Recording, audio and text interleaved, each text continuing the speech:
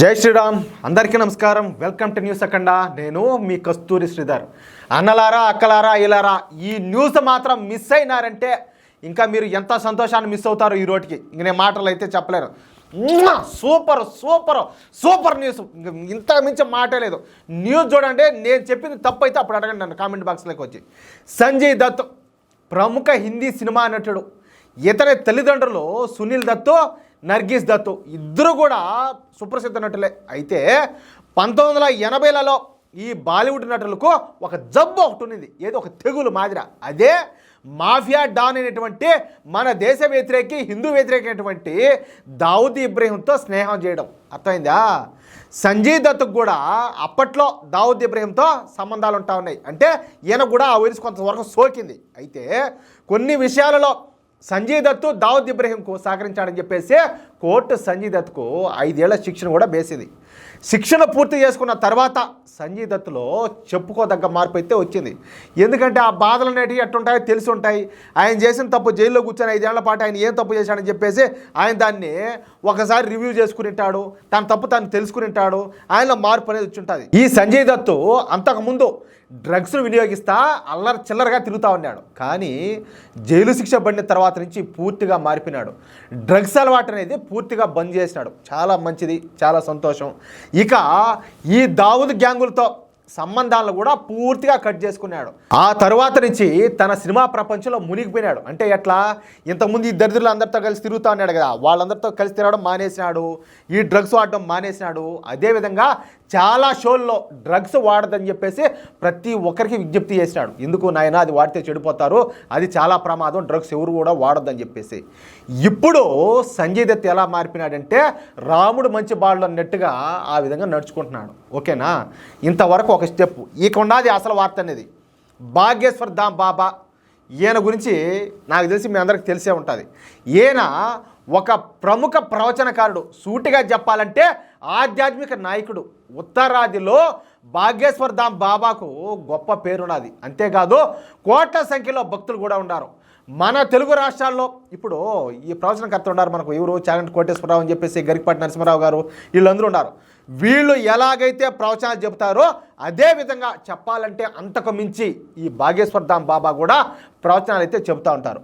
అయితే భాగ్యేశ్వర్ ధామ్ బాబా మరో 4 అడుగులు కాదు, 1,00,000 అడుగులు ముందుకు వేసి మత మార్పిడులను అరికట్టడం, మతం మారిన వ్యక్తులను తిరిగి సనాతన ధర్మంలోకి తీసుకురావడం అంటే ఎన్నో గొప్ప పనులు అయితే చేస్తున్నారు. చూడండి, ఆలోచించండి.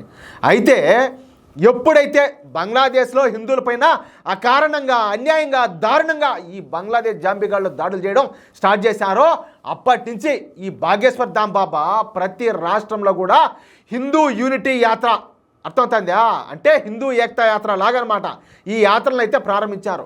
మన హిందువుల్లో ఐకమత్యం తీసుకురావడానికి విశేషంగా కృషి చేస్తున్నారు. అంతెందుకు, మొన్న జరిగినటువంటి మహారాష్ట్ర ఎన్నికల సమయంలో కూడా మహారాష్ట్రలో పెద్ద పెద్ద సభలు నిర్వహించి హిందువుల్లో ఐకమత్యం తెచ్చేందుకు ఆయన పెద్ద ఎత్తున ప్రయత్నం చేశారు.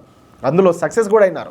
ఈ క్రమంలోనే భాగ్యేశ్వర్ ధామ్ బాబా నిన్న ఉత్తరప్రదేశ్లో భారీ హిందూ ఏకతా యాత్రను అయితే ప్రారంభించారు. ఈ యాత్రలో లక్షలాది మంది హిందువులు కూడా పాల్గొన్నారు. కానీ ఆశ్చర్యకరంగా ఈ హిందూ యూనిటీ యాత్రలో ఈసారి బాలీవుడ్ నటుడైనటువంటి సంజయ్ దత్ కూడా పాల్గొన్నారు. ఏ సంజయ్ దత్ అయితే దేశ వ్యతిరేక శక్తులతో కొంతకాలం గడిపినాడో, వాళ్ళతో స్నేహం చేసినాడో, ఏ సంజయ్ దత్ అయితే ఈ డ్రగ్స్ వాడినాడో, దానివల్ల నష్టపోయినాడో, జైలు చేసినాడో, ఆ సంజయ్ దత్లో పూర్తి స్థాయిలో మార్పు వచ్చింది కదా. ఆ సంజయ్ దత్ కూడా ఈ హిందూ ఏకతా యాత్రలో పాల్గొన్నాడు. కాషాయ జెండా చేతబోనే 2 కిలోమీటర్ల పాటు ఈ భాగ్యేశ్వర్ ధామ్ బాబాతో కలిసి నడిచినాడు. ఈ సందర్భంగా ఈ సంజయ్ దత్ మాట్లాడుతా, నేను నా జీవితంలో అనేక తప్పులు చేసిన, నాయనా నువ్వు తప్పులు తెలుసుకున్నావు, చాలా అజ్జాలు. నేను నా జీవితంలో అనేక తప్పులు చేసిన, చెప్పకూడని పనులు కూడా చేసిన, కానీ ఇప్పుడు నేను పూర్తిగా మారిపోయినా. నేను ఒక విషయం చెప్తున్నా, మనం హిందువులం, మనం ఐకమత్యంగా ఉంటేనే మనం బతకగలుగుతాం. కాబట్టి మనం అందరం కలిసికట్టుగా ఉండాల్సిన సమయం అయితే ఆసనం అయిపోయింది.